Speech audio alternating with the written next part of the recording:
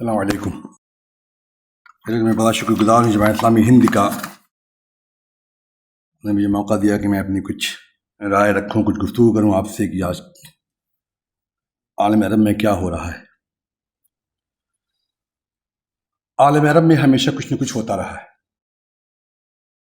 इसको आप खुशकिस्मती कहें या बदकिस्मती कहें, जो कुछ होता रहा है हमेशा बुराई के लिए होता रहा है।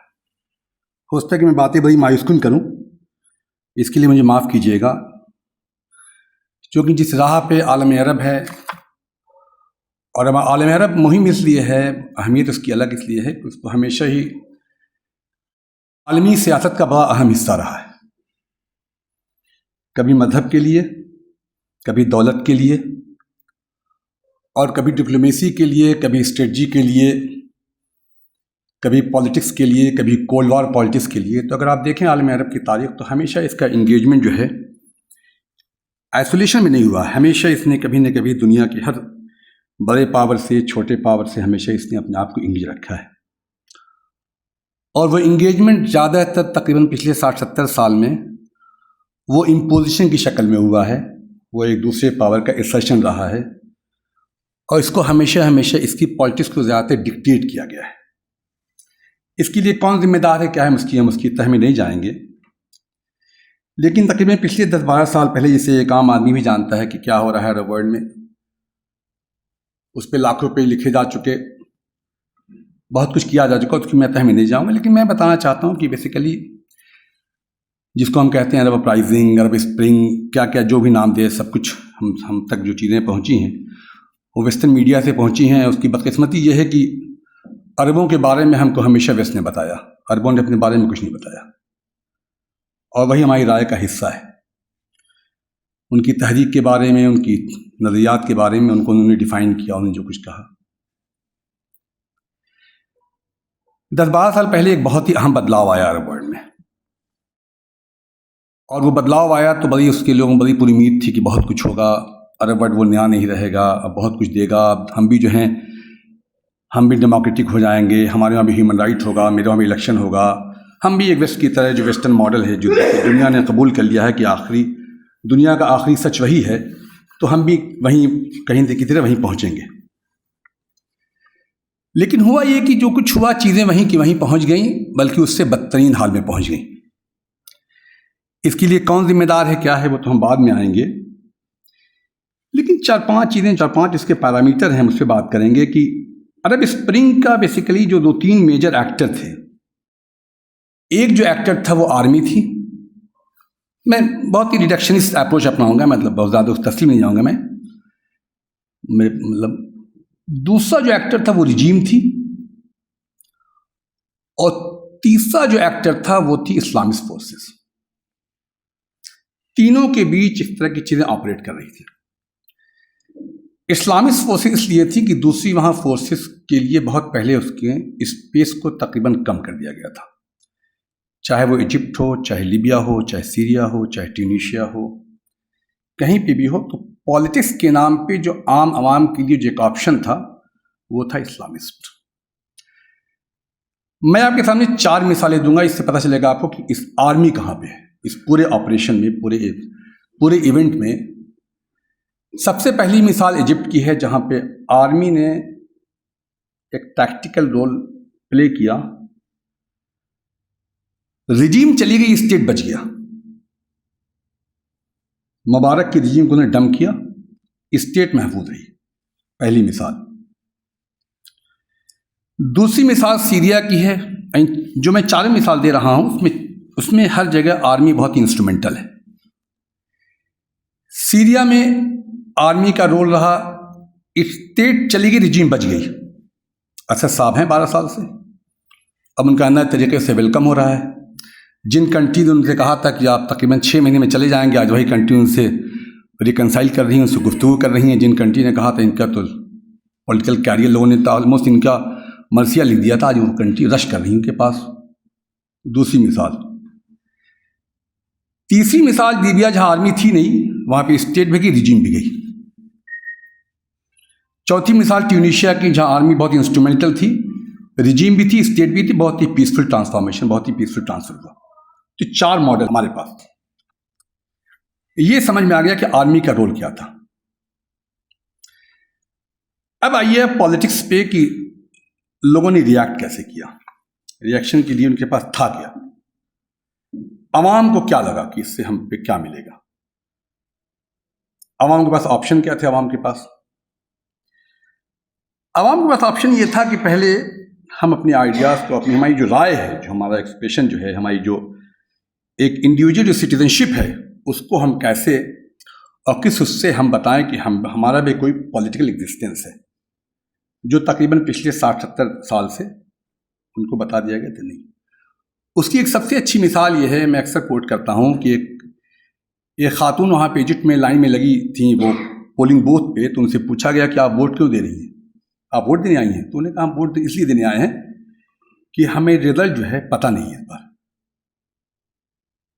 ये स्टेटमेंट पूरे पॉलिटिकल सिनेरियो को रिफ्लेक्ट करता है।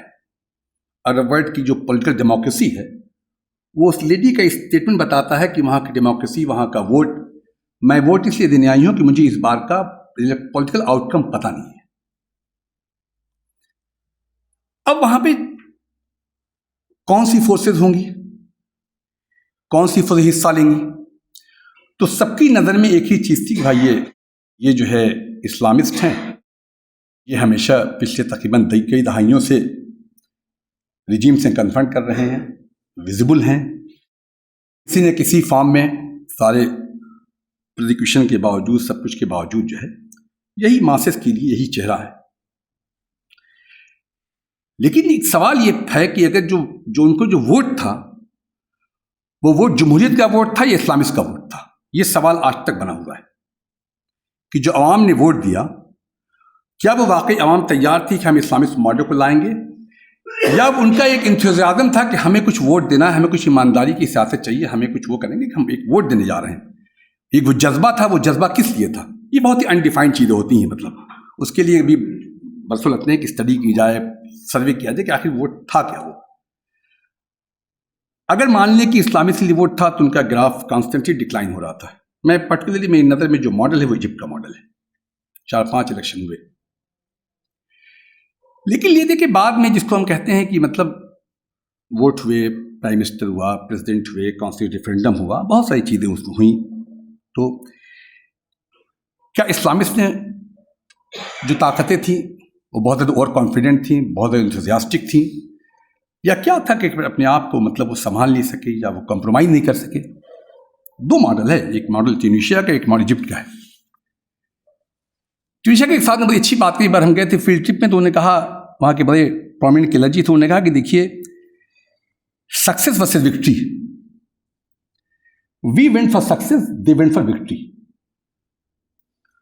जो सेंस ऑफ विक्ट्री होता है वो कहीं ना कहीं से किसी न किसी उस पर बड़ा नुकसानदेह साबित होता है कहीं ना कहीं।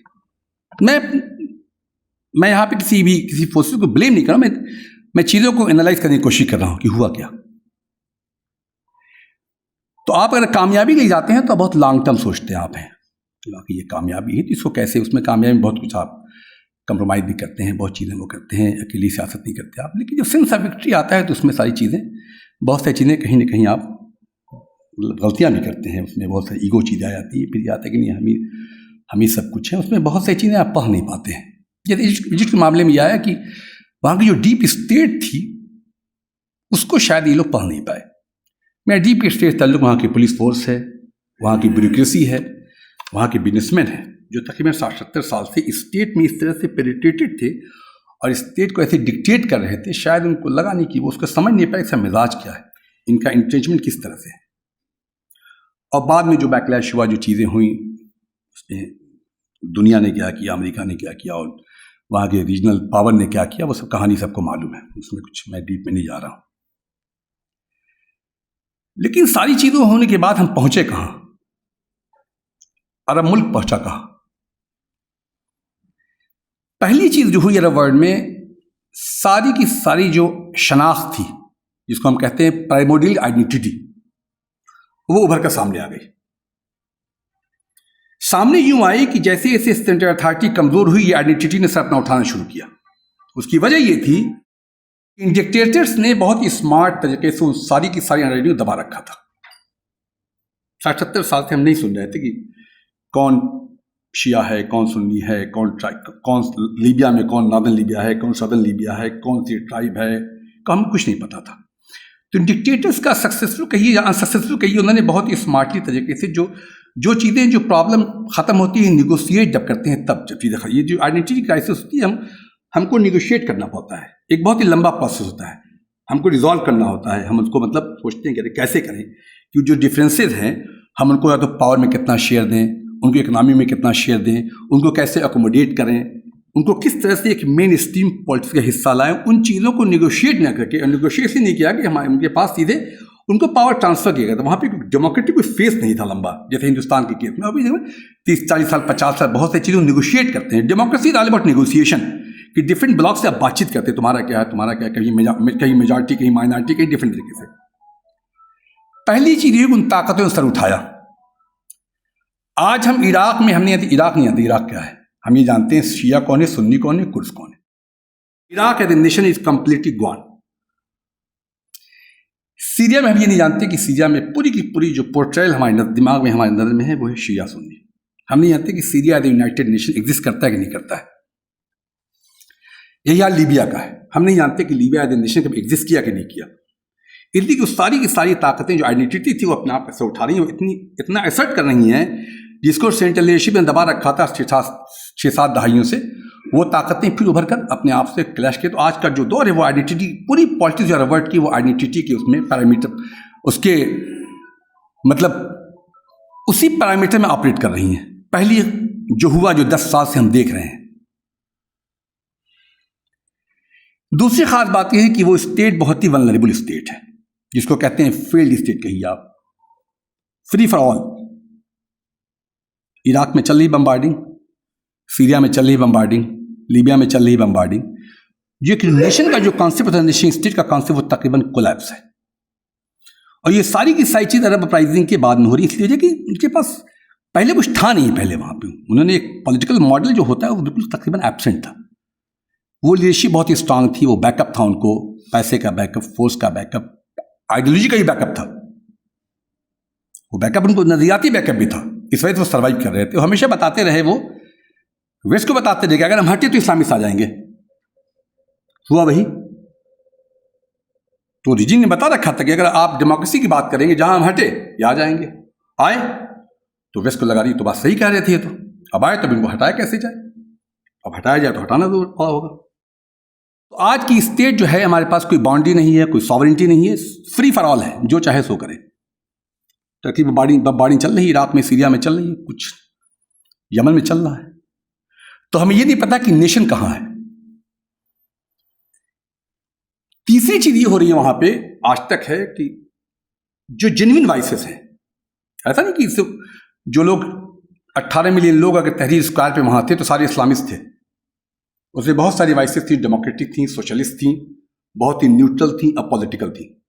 लेकिन 10 साल में वो सारी वाइसेस गायब है।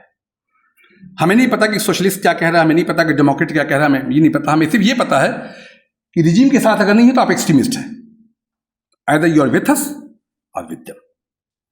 तो बीच का जो पूरा पॉलिटिकल कल्चर था वो तकरीबन कोलैप्स है। हमें कुछ नहीं पता, हम नहीं जानते। वो जो पूरा का पूरा डिस्कोर्स है वो इतना बाइनरी है कि लग रहा है कि मतलब हमेशा ये जो है, हमेशा दो ही फोर्सेस वहां रही हैं। हालांकि अरब वर्ल्ड में बहुत पैन अरबिज्म है, सोशलिज्म है, बाथिज्म है, बहुत सारे उनका कोल्ड वॉर पॉलिटिक्स है। तकरीबन 30-40 साल तक एक बहुत बड़ा अड्डा रहा है, बहुत बड़ा हब रहा है। तो वो तकरीबन वो जो है स्पेस बिल्कुल वो श्रिंक कर गया है। अगर आप रिजीम के साथ नहीं है तो आप, उसका मतलब कि आप डाइसी हैं, सस्पिशियस है, मतलब आप कुछ वो नहीं है। आप सारी की सारे जो डिसेंटिंग वाइसेस हैं उसको एक ब्लॉक में बना दिया गया है कि नहीं, ये वाइसेस है ना, ये बहुत ही, ये एंटी नेशनल है, एंटी रिजीम है। मतलब नेशन, रिजीम और स्टेट तीनों एक चीज हो गई है। अगर आप एंटी रिजीम हैं तो एंटी स्टेट है, एंटी स्टेट है तो एंटी नेशनल है। तो तीनों को ऐसे इस तरह से क्लब किया है कि आपके लिए डिसेंटिंग का स्पेस सारा बंद है, डिसेंट नहीं कर सकते आप।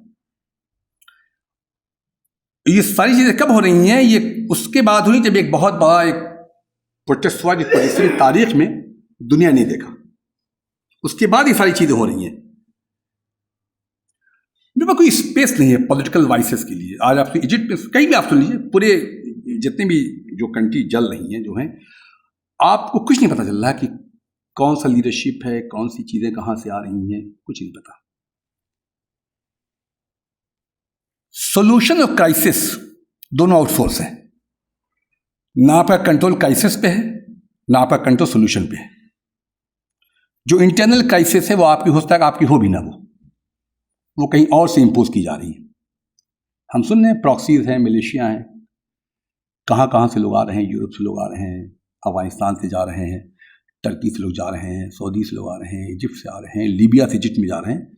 इतना तो आपकी क्राइसिस भी बिल्कुल आउटसोर्स है। मतलब आपको कुछ नहीं पता कि क्या वाकई इंटरनल लोग हैं या एक्सटर्नल लोग हैं। ये चीज़ें कहाँ से आ रही हैं, ये जो कत्ल गारत थी इसमें कौन लोग हैं। और उससे बड़ी खतरनाक बात है कि आपका सोल्यूशन भी आउटसोर्स है। सीरिया के सोल्यूशन में हमें सिर्फ पता है कि रशिया क्या कह रहा है, ईरान क्या कह रहा है, सऊदी अरब क्या कह रहा है, टर्की क्या कह रहा है। कोई बता दे सीरियन लीडरशिप, सीरियन क्या कह रहे हैं, किसी को नहीं पता। क्राइसिस सीरियन है, सोल्यूशन जो है मॉस्को और अंकारा में है। ये तो कभी हल नहीं हो सकता। मतलब कौन सी डेलीगेशन फॉर्म होंगे, मॉस्को कौन जाएगा, अस्थाना कौन जाएगा, वो फिक्स होता है सऊदी अरब में। वो दामस्कस नहीं फिक्स होता, दामस्कस नहीं, शाम में नहीं फिक्स, सीरिया में शाम में नहीं फिक्स होता है, वो फिक्स होता है सऊदी अरब में। तो सोल्यूशन भी आउटसोर्स है, क्राइसिस भी आउटसोर्स है।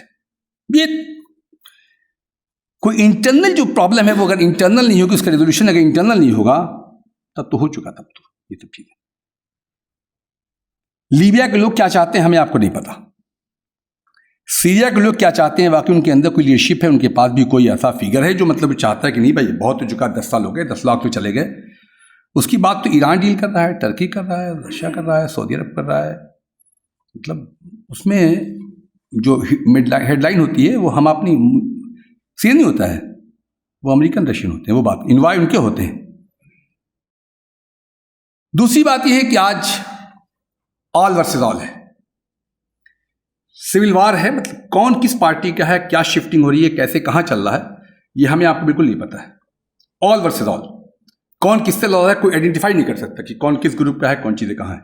अभी मैं एक रिपोर्ट पढ़ रहा था, यमन में एक ही मिलिशिया जो है कभी लड़ता है नॉर्थ में, कभी साउथ में। उसकी वजह यह है कि उसको यूएई के लोग देते हैं $5, सऊदी अरब देता है $3 पर डे पर हेड के लिए। तो हमें बिल्कुल नहीं पता, कोई ऐसा सर्वे नहीं, कोई ऐसी रिपोर्ट नहीं जो बता सके कि वाकई ये आइडेंटिफाई करना मुश्किल है कि कहां से लोग आ रहे हैं, कौन से। तो इस ऑल वर्सेस ऑल पूरी की पूरी जो पॉलिटिकल टेरेन आपकी है पूरे अरब वर्ल्ड की इस वक्त, वो प्रॉक्सीज से एकदम dominated. They are reining the political train and they are determining the politics, not only they are shaping the politics. मैंने कहा पीछा सोचता कि भाई मायूसकुन बात है मैं कहूं, लेकिन ये सब हकीकत है। सब एक नए तरह का एक अलायंस कल्चर भी उभरा, alliance counter alliance, alliance counter alliance. और उस अलायंस की पॉलिटिक्स लड़ी जा रही है अरब वर्ल्ड में। प्रॉब्लम कहीं और है, लेकिन लड़ाई कहीं और लड़ी जा रही है। रशिया अमेरिका की लड़ाई सीरिया में लड़ी जा रही है, इस्लामिक और नॉन इस्लामिक लड़ाई लीबिया में लड़ी जा रही है, ईरान सऊदी की लड़ाई सीरिया में लड़ी जा रही है। तो आइडियोलॉजी कहीं की है, अलायंस कहीं का है, विक्टिम कोई और है। इस 10 साल में अगर देखिए आप तो कितने अलायंस बने, कितने काउंटर अलायंस बने, और फिर वहीं के वहीं सब कुछ। अगर आपको याद होगा शुरुआती दौर में सब एंटी सीरिया थे, सऊदी अरब से लेके, कतर से लेके, यूएई से लेके, अमेरिका, सब मतलब एंटी। आज देखिए मतलब मेरे ख्याल में किसी भी वक्त सीरिया की मतलब एक वहाँ पे जंग चल रही है अंदर अरब लीग के अंदर कि सीरिया को मेंबरशिप दी जाए, the membership should be restored. कैसे हो गया भाई ये? ठीक है, आप कल कह देंगे कि नॉर्मल स्टेट है, लेकिन 10 लाख लोगों का क्या होगा जो मारे गए? कहीं ना कहीं तो ब्लेम जाता है ना भाई, जिम्मेदारी कौन लेगा इसकी? तो कैसी पॉलिटिक्स है, कहाँ क्या ऑनेस्टी है? आपको लगा था, मुझे याद है वो स्टेटमेंट सारे कि बस किसी भी टाइम रिजीम जा सकती है। आज 12 साल हो गए, अब सब कुछ नॉर्मल है। पहले सऊदी रिट्रीट किया, यूएई रिट्रीट किया, कतर रिट्रीट किया, फिर ईरान। तो ये जो चीज़ें हैं आज नए तरह का इस पूरे रीजन में जो अलायंस और काउंटर अलायंस की पॉलिटिक्स है बहुत ही डोमिनेंट है। वो टर्की से देखिए, अगर शुरू में टर्की का रवैया देखिए आप, उनका जो पॉलिटिकल वो था, बिहेवियर था, वो क्या था, आज क्या है, क्या वजह हुई? असद वही, सियासत वही, सब कुछ वही, क्या हो गया? वो जो पूरा का पूरा रेटोरिक था वो कहाँ गया? सवालात हैं, सवाल करने चाहिए, सवालात करनी चाहिए। कभी कभी नजरियात जो इंसान को अंधा कर देती है, कभी हमेशा अंधा करती है, कभी कभी नहीं, हमेशा अंधा करती है, माफ कीजिएगा। मतलब तो आज क्या हुआ, मतलब क्यों आपकी नजदीक क्या वजह हो गई? आप कहते थे इकोनॉमी, तो इकोनॉमी तो ठीक है, अगर आप किसी चीज़ से मजबूत, तो आप हमेशा एक लॉन्ग टर्म जो ब्लूप्रिंट होती है वो इन सब चीज़ों को रखती है।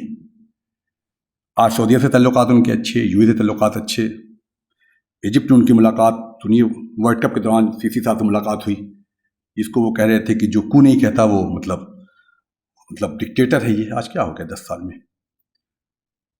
तो अलायंस और काउंटर अलायंस की सियासत जो है किसको इम्पैक्ट कर रही है? वो इम्पैक्ट कर रही है जिन मुल्कों में कत्लो गारत चल रही है। दूसरे की जंग जो है हम कहाँ लड़ रहे हैं, वो लोग कहाँ लड़ रहे हैं? दूसरी लड़ रहे हैं। अपनी जंग है, कतर सेफ है, सऊदी सेफ है, यूएई सेफ है। इसकी पूरी की पूरी जंग जो है वो लीबिया में है, सीरिया में है, वहाँ कुछ नहीं है। देखिए वर्ल्ड कप बहुत स्टेबल कंट्री है। इन लोगों ने बहुत ही स्मार्ट तरीके से कहीं कोएशन के जरिए, कहीं कोऑप्शन के जरिए इन फोर्सेस को दूर रखा। अभी वहाँ पे चीज़ें, अभी इससे पहले कि उन तक पहुँचे ये तहरीकें, उन्होंने बड़े बड़े पैकेज अनाउंस कर दिए, बहुत बड़े बड़े पैकेज, बिलियन में हाउसिंग, तनख्वाहें सबकी डबल कर दी गई, ये कर दी गई। तो ये पूरी की पूरी डिप्लोमेसी है, स्ट्रेटजी है, ये सब है। अब मैं आऊंगा इसमें फिलिस्तीन का क्या हुआ। इस 10-12 साल में अगर कोई इश्यू, अगर सबसे ज्यादा अगर कोई सबड्यू किया गया तो वो था फिलिस्तीन। उसकी बहुत सारी वजूहात हैं। वो फिलिस्तीन जिसके बारे में कहा गया था 1967 में खर्तूम कॉन्फ्रेंस में, बहुत मशहूर है वो 3 नोज के नाम से, no recognition, no negotiation and no peace. आज तीनों चीज के लिए बिल्कुल आपस में रेस है कि कौन पहले जाता है। 50 साल, तारीख में 50 साल बहुत छोटा सा होता है। 3 डिक्टम थे, 3 नारे थे। पिछले 50 साल में क्या पलटा खाया कि आज वही ताकतें जो हैं, रेस है, जंग है कि कौन पहले जाए। जो नहीं गया वो इंतजार कर रहा है कि हमें कब मौका मिले। और ये बताता चलूं मैं आपको, मुझे कहने में कोई तरद्दुद नहीं है, जो नहीं गया है उसने दोस्तों को भेजा है ताकि लोगों का मूड पता चले, रिएक्शन देखा जाए। मेरा इशारा समझ रहे होंगे आप लोग। ये बिल्कुल मैं समझिएगा कि वो नहीं गया जो, तो मतलब बहुत ही चीज़ें चल रही हैं और चीज़ें कहीं ना कहीं से मीडिया में हर क्वार्टर से चीज़ें आ रही हैं, खबरें छनमी की आती हैं कि क्या हो रहा है। तो 3 नोज से आज सब यस है, सब कुछ यस है। जिम्मेदार कौन है? फिलिस्तीन की क़यादत जिम्मेदार है। फिलिस्तीन का मसला यह है कि फिलिस्तीन का मसला कभी भी, तकरीबन पिछले 60-70 साल से वो मसला 3 लेयर्स पे है। उसका सोल्यूशन कभी अंदर था ही नहीं। एक डोमेस्टिक सियासत, एक रीजनल सियासत और एक ग्लोबल सियासत। तीनों की चेनें लिंक्ड है। जब तक कि तीनों में एक प्रॉपर कोऑर्डिनेशन नहीं होगा तब तक उसका सोल्यूशन जो है नहीं होगा।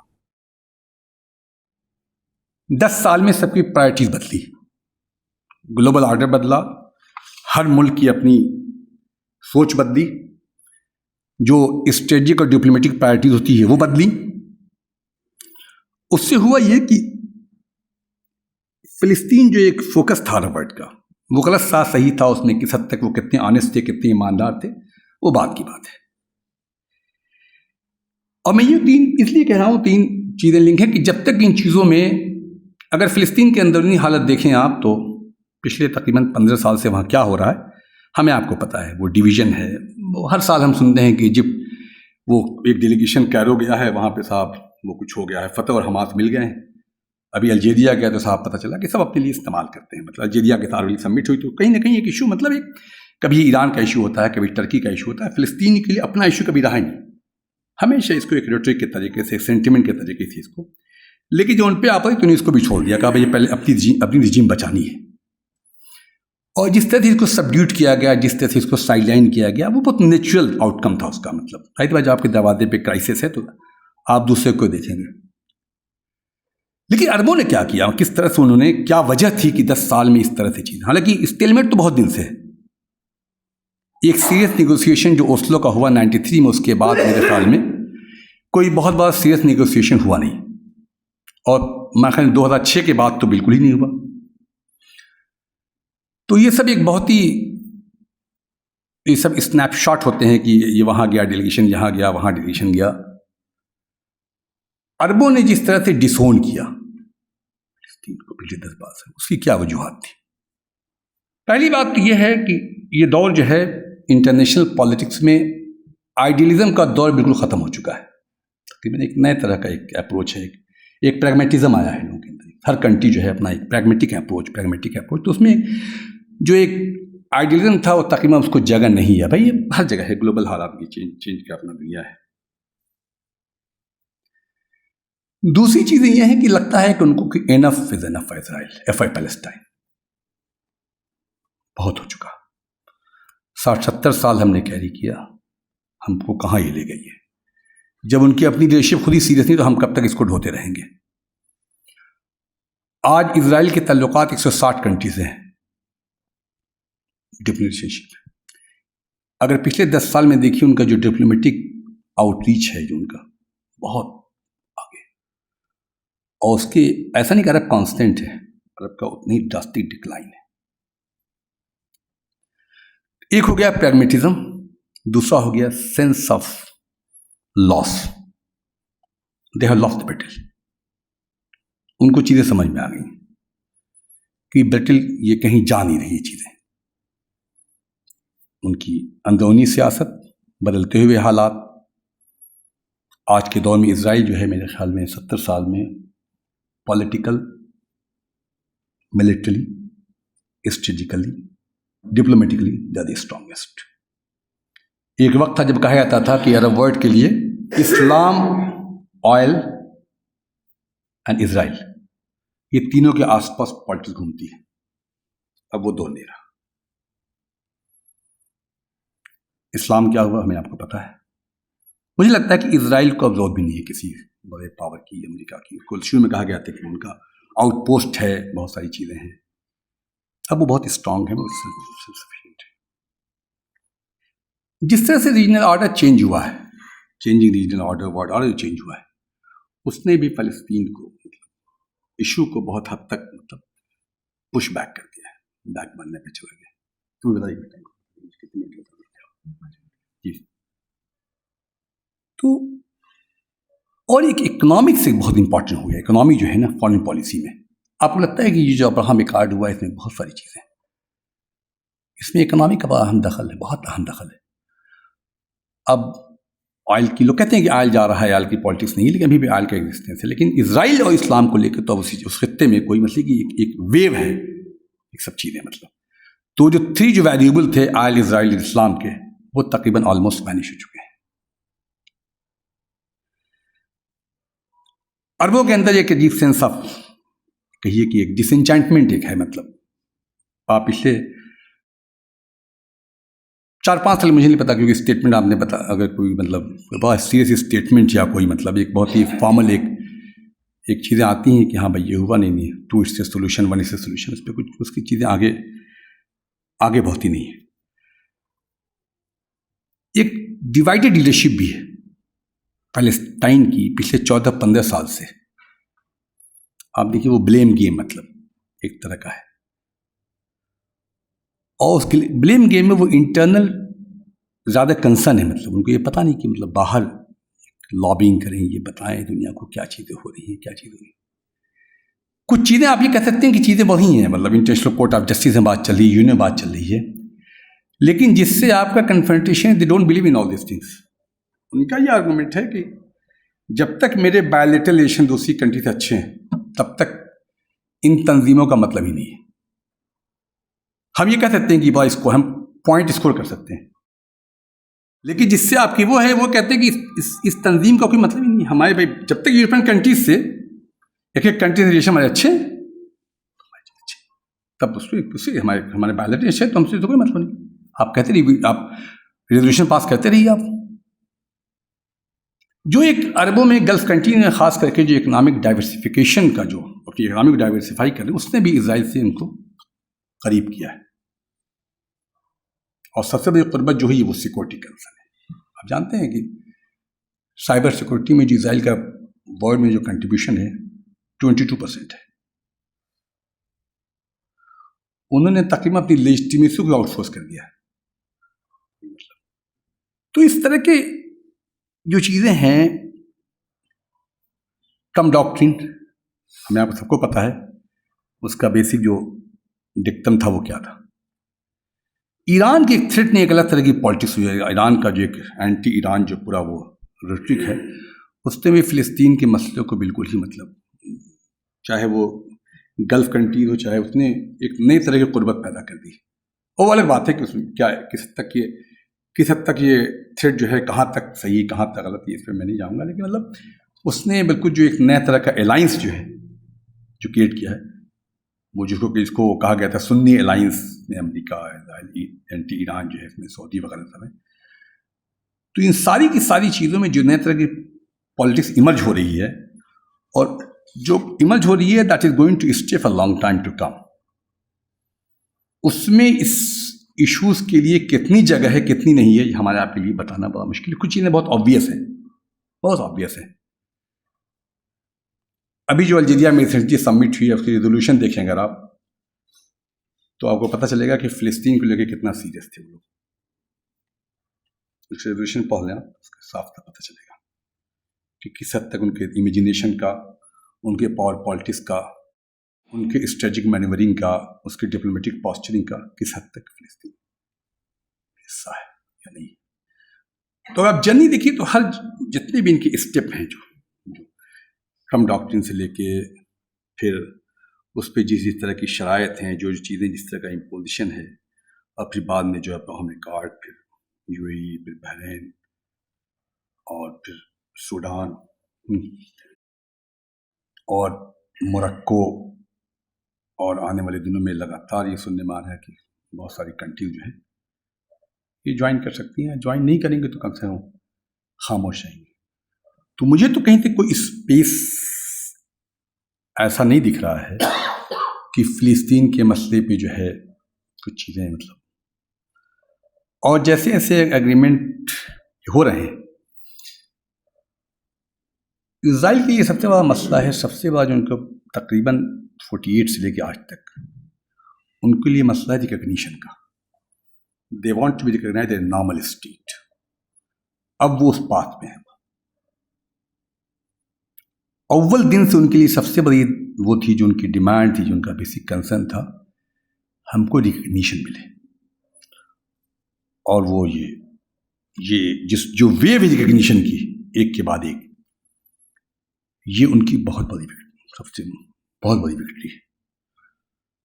इसलिए कि उस सत्य में जिस तरह से उनको मतलब जो उनका प्रोजेक्शन था, जो अलग एक तरह का पोर्ट्रेयल था उनका, तो इस तरह की जो चीज़ें हैं उसमें उनके लिए बहुत कुछ है। और I won't be surprise if tomorrow you listen that Saudi Arabia है कह रहे हैं, मतलब लेकिन बहुत सारी खबरें आ रही हैं कि नेतन्याहू साहब पिछले दिनों गए भी थे, मीटिंग भी हो रही है, ये सब चीज़ें आ रही हैं। और उसमें कहीं ना कहीं अरब वर्ल्ड के मामले में पॉलिटिक्स सबसे बड़ी बदकिस्मती ये होती है कि उसमें दो एलिमेंट बड़े स्ट्रांग होते हैं, कॉन्स्पिरेसी और र्यूमर। उनकी बात ही यहीं से शुरू होती है, लेकिन कहीं ना कहीं वो कॉन्स्पिरेसी र्यूमर बाद में हकीकत बन जाते हैं। तो ये जनाब सिनेरियो है अरब वर्ल्ड की पॉलिटिक्स का, और ये ट्रेंड लगता है मुझे कि ये trend is going to continue, चाहे वो अरब वर्ल्ड का लार्जर पिक्चर हो या फिलिस्तीन का मसला हो। That is how I see it. Thank you very much.